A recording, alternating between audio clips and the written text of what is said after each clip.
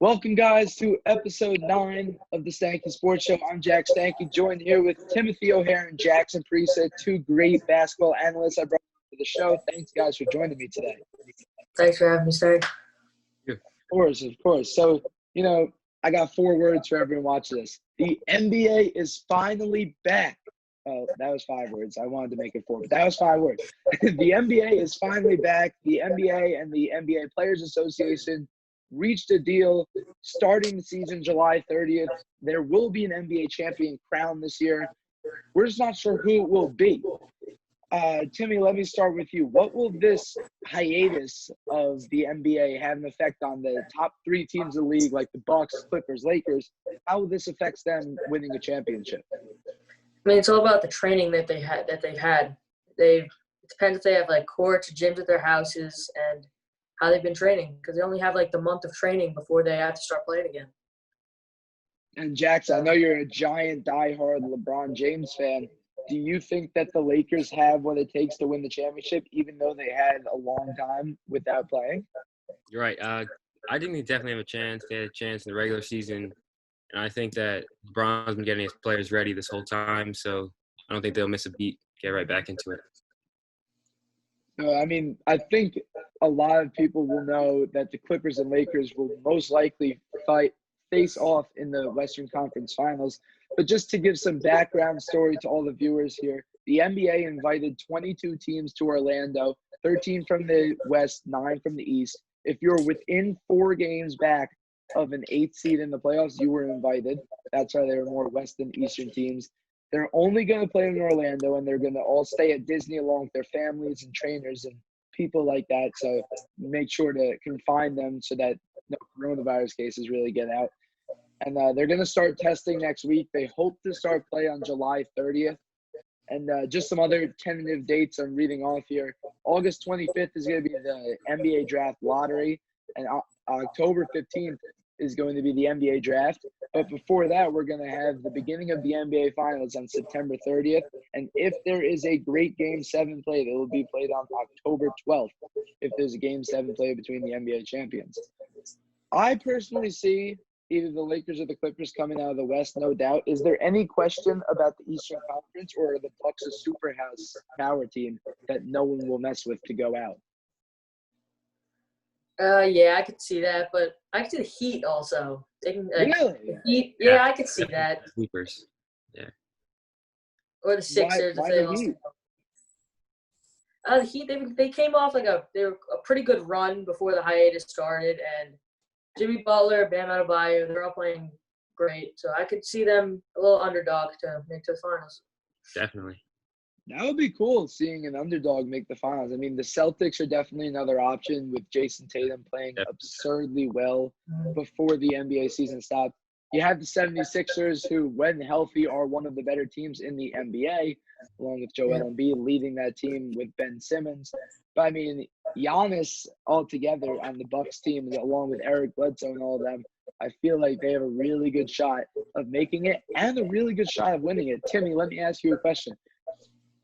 Yeah, I know the NBA was messing around with the idea of making it just 1-16, so East and West teams can play the first or second rounds. They said that they're not going to do it this year, but they might start next year. What do you think that will mean for some of these powerhouse teams the East and the West?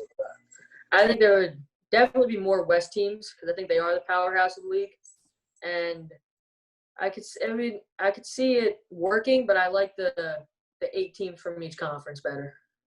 Jackson, what are your thoughts? You like the 8 teams, or you like 1-16 seeding? I also agree with the 8 because I feel like it's more meaningful for one team to represent the whole conference, and then they meet in the finals as well. Yeah, you do have a true identity when you win the Western Conference. But, all right, so I see Lakers, Bucks personally. Who do we see win the NBA championship? Lakers. Yeah. Wow. All right. Simultaneously, they said it. I wouldn't mind seeing the Bucks, but I can definitely see the Lakers with LeBron James in his 17th season, out for something to prove in Los Angeles. Today actually marks a year ago today, Anthony Davis was traded to the Los Angeles Lakers, which is crazy to think that was already a year ago today. Mm-hmm.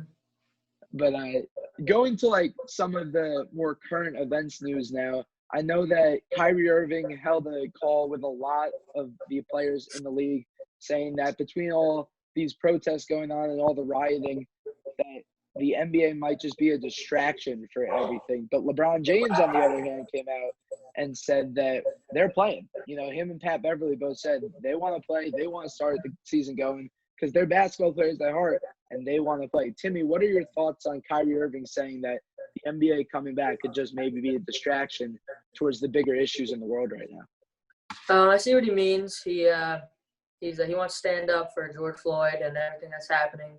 So I understand what he means, but I think that the NBA is definitely going to come back, and I don't think that it'll be skipped.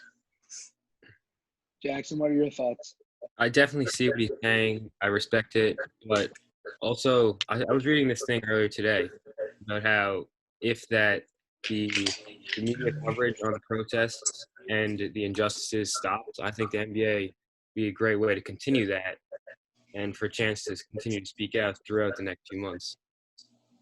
Yeah, I didn't really think about that, how players like Kyrie Irving can use the NBA as a platform to kind of use their thoughts on society and kind of, outplay it more. Just like I know we haven't really talked about NASCAR on the Stanky Sports Show, but I know Bubba Wallace has been making the news a lot. The only African-American NASCAR driver, spoke out. He got the Confederate flag banned at the races. A lot of his fellow racers have been standing with him. And I think that he used his platform very well, getting a shout out from LeBron James, actually, about what he's done to help, say his thoughts on the issues going on. What do you think? Any last thoughts? NBA draft related? Let me hear, just a mix. Maybe give me your top 3 picks or your number 1 pick. My number 1 pick, it depends who gets it. Like, if the Warriors get it, I could see them picking Wiseman, which I would love for them. Have a big man in them. But, like, another team, Edwards, he could be another one, number 1. And LaMelo. I love LaMelo. Yeah. I could see him also going top 3. Jackson, what are your, top 3 thoughts? Definitely, I think that it's hard to pass up on any 3 of those guys. They're all good. That I don't know what's going to happen with LaMelo regarding if LeVar will impact his draft stock. I don't think it should, but you never know. You really do never know with LeVar Ball. And hey, they all 3 of the brothers, LiAngelo, LaMelo, and Lonzo, signed with Rock Nation Sports today, actually, which is another piece of news. So LaMelo is definitely getting drafted this year. That I can tell you. He could be very well the number 1 overall pick. But I agree with Timmy, though. It depends on who gets it, because if the Warriors get it, getting a 7-footer in James Wiseman, who is very versatile, can help the sharpshooter play in Curry. But, Anthony Edwards, that guard from Georgia, is very good, along with LaMelo playing from overseas.